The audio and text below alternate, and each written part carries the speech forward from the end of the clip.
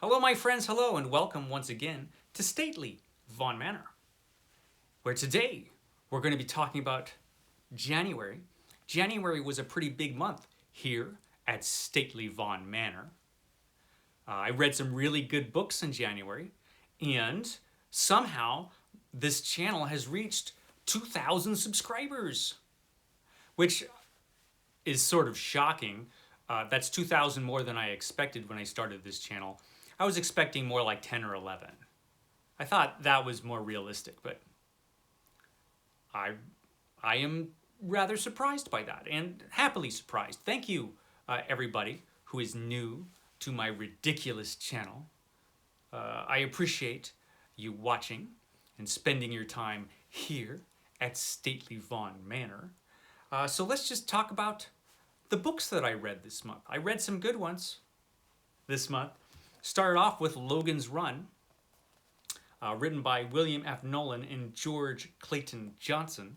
Logan's Run, old-timey science fiction book from 1971. It was 71, right? No, this was actually the 60s that this was written. This was written in 67. Yeah, 67 is when this was written. Even older than I thought. And actually it does show, when you read it, it does seem like a book that was written in 1967. Excellent book. I'm a big fan of the film. I watched the film many times when I was a kid, growing up. It was on TV a lot, I think, Logan's Run. And I watched it every time I got a chance to. I have to see that movie again, now that I've read the book. I expected the book to be a little bit more serious than the film, but it's not really. It's kind of pulpy and fun and full of action. There are a lot of differences in the book from the movie. The book is better, I think. It would be cool if they would film this and made a movie of this. I like the film, though, that they made. But it would be cool to get, like, a bit more of an accurate version of this book. Really exciting science fiction novel. Highly recommend it. It's a lot of fun. Logan's Run. So after Logan's Run, I read this, The Fellowship of the Ring, the first part of The Lord of the Rings, of course, by J.R.R. Tolkien. I haven't read this for over 20 years. It's been a long time since I've read this book. I read The Hobbit last month, and so I'm reading this month. David Wiley is having a read-along of The Lord of the Rings over at his channel, so I thought I'd hop on board with that and use that as a great excuse to read this book again. This was really good. I forgot how dark it could get. There's some scary stuff in Middle-earth creeping around. Dark moments in this. And for all of the fantasy fun, some of the scenes of travel were pretty grueling and realistic. So there was some cool stuff in this book. I'm really impressed by J.R.R. Tolkien's writing in this. And it's a lot darker and more complex than The Hobbit, that is for sure. Just a much different book. And I realized as I was reading this that a lot of my memories of this were changed by watching the films, because the films came out since the last time I read this. And so when I think back on this book, a lot of what I was actually remembering were from the movies. And they changed some things in the movie. And so it was really interesting to read this, just to see everything that they changed. But it also, in a way, made me respect the film a bit more, just because of how much of this is in the movie. There's a lot of this in the film, which I am happy about. I'm going to have to watch the movie again now. It's been a while since I saw the film also. But The Fellowship of the Ring, what a great time this was. I had a great time with this book. That was a lot of fun to revisit Middle-earth once again. After that, I read this book, The Savage Tales of Solomon Kane by Robert E. Howard. Of course, I read this because I'm doing the Robert E. Howard Show every Monday. Be sure to catch the Robert E. Howard Show. I've made some Robert E. Howard shows already. They're fantastic, like all my videos are. But yeah, I'm doing the Robert E. Howard show, and right now on the Robert E. Howard show, we're talking about the Solomon Kane stories. So I felt I should refresh my memory on these stories because it's been a few years since I read this book. And it was a lot of fun. Robert E. Howard, really great writer. I had a great time reading these stories again. So much fun, Robert E. Howard. And it was interesting to see just how much he grew as a writer just during this short span of time that he wrote these stories. So that was interesting too. So we'll talk about that on the Robert E. Howard show, but this was fun. So I read that. After that, I read this, Firestarter by Stephen King, because I'm reading every book by Stephen King in publication order. All the books that were released under Stephen King's name, when they were released under Stephen King's name. And I think I said when I did my review on this the other day that it was released in 81. I think it was actually released in 1980. It was a long time ago when this came out. It's hard for me to remember. Great book, though. I had read this once before. Well, it's not a great book. It's a good book. It's a good book. I had read this once before when I was a teenager. And I was not impressed with it very much. I thought it was boring. And reading this, I could see why I thought it was boring. It starts off with a lot of action and then just sort of hits a wall where it stops and becomes a very different book. But I still thought it was an intriguing book, and I still thought it was a good book. Not the best Stephen King book that I've read so far. It's towards the bottom of the Stephen King books that I've read so far, but still a worthwhile read. I'm looking forward to the next couple books that I'll be reading from Stephen King. Although I'm not sure I'll be able to get to one next month. We'll see how it goes. We'll see. But yeah, this was fun. It was good. Not great. Good.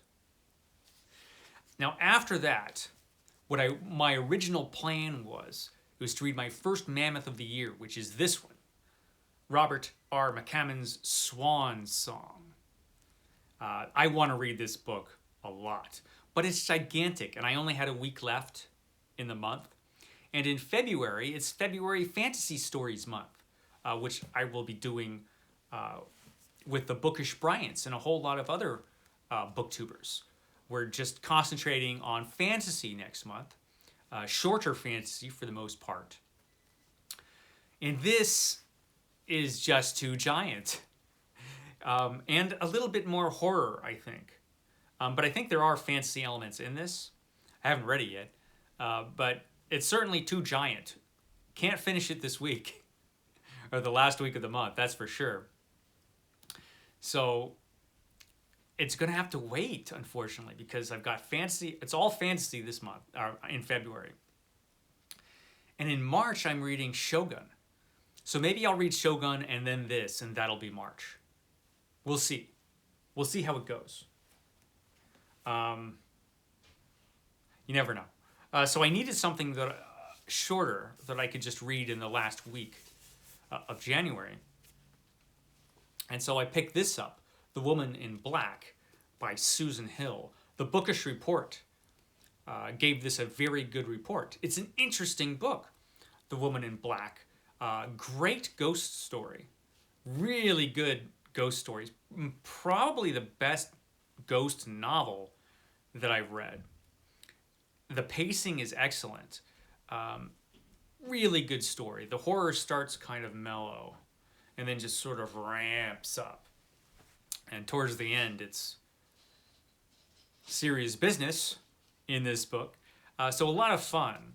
The Woman in Black by Susan Hill. Highly recommend this one. This one is good. So after that, I decided to read this book, The Caves of Steel by Isaac Asimov. This is the first of Isaac Asimov's robot novels. I was going to start with The Complete Robot, a collection of short stories by Isaac Asimov.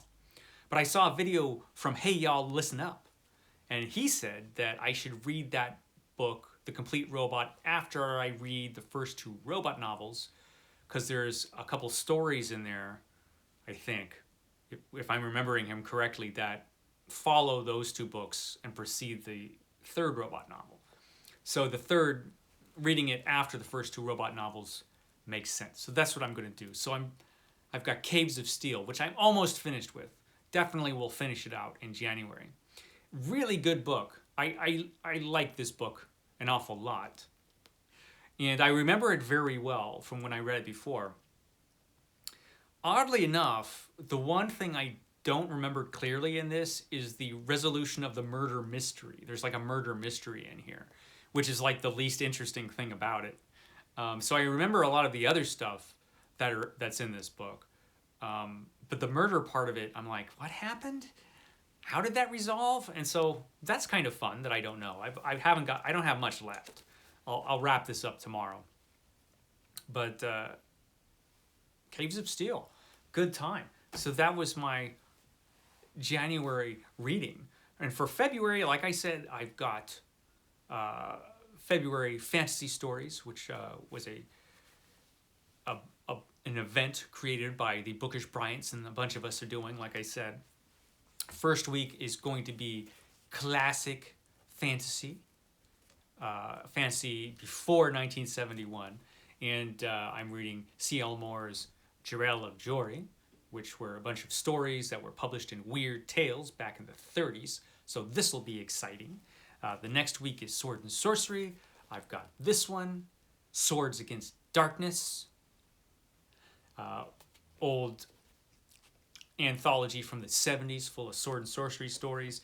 Then it's dark fantasy. So I'm going to read Carl Edward Wagner's Death Angel's Shadow, a Kane novel, which I'm looking forward to. I'm going to read all of his Kane books, all of Carl Edward Wagner's Kane books this year. Starting next month with the dark fantasy selection. Everything this guy wrote was pretty dark. And then it's urban fantasy, where I'll be reading the John Thunstone stories, which are found in this book, The Third Cry to Legba, and Other Invocations by Manly Wade Wellman. This is the first volume in the selected stories of Manly Wade Wellman from Nightshade Books. And I'll be reading all of the volumes this year, I hope, from Manly Wade Wellman. Heck of a name. Impressive, that name. So yeah, that'll be the urban fantasy, because those are pretty much urban fantasy stories. Hopefully, I should have time to read this one next month as well. The Two Towers, the second part of the Lord of the Rings, of course. I should have time to read this if I have some extra time. I'm also hoping to get to this anthology. This is the Sword and Sorcery anthology, which has a bunch of really cool stuff in it, it looks like. Bunch of great writers. Ramsey Campbell's in here, Gene Wolfe, George R.R. Martin, David Drake, Michael Moorcock, Fritz Leiber, Robert E. Howard, of course. You got to have Conan in this. So I'm hoping to get to this. Just kind of sneak it in there somewhere next month, because it's all fantasy next month. So yeah, that's what I've got going on. And I think that's everything for this month and next month. We'll see. As for my read every book, my Read 100 book challenge, CriminOlly's Read 100 book challenge. You have to read 100 books you already own before you buy any new ones, which is why I'm not going to have a book haul in forever. CriminOlly reads at a supernatural speed. It's crazy. I think he's read 50 books already or something like that. He's halfway through his challenge. I've read 15 books in my challenge. You know, I've really just got to stop doing anything else. I've got to stop working. I've got to stop, no more talking or interacting with the lady of the manor when I get home. Sorry, I'm just going to read, and that's all. That's all I'm going to do is read. Sorry, dogs, you're going to have to walk yourselves. I'm just going to read, and that's all I'm going to do. I would like to do that. just so I can get through this challenge. But it's going to be a while. When this challenge is just a memory to CriminOlly, I'll still be doing it. So it's going to go on a while. So yeah, that was January. Catch me next time. I'm hoping I'll have time to do a Sunday Penguin. So catch me for the Sunday Penguin and the Robert E. Howard Show on Monday. And the Books That Time Forgot should be showing up on Tuesday. So I will hopefully see you for all that. Okay, guys, I'll see you next time.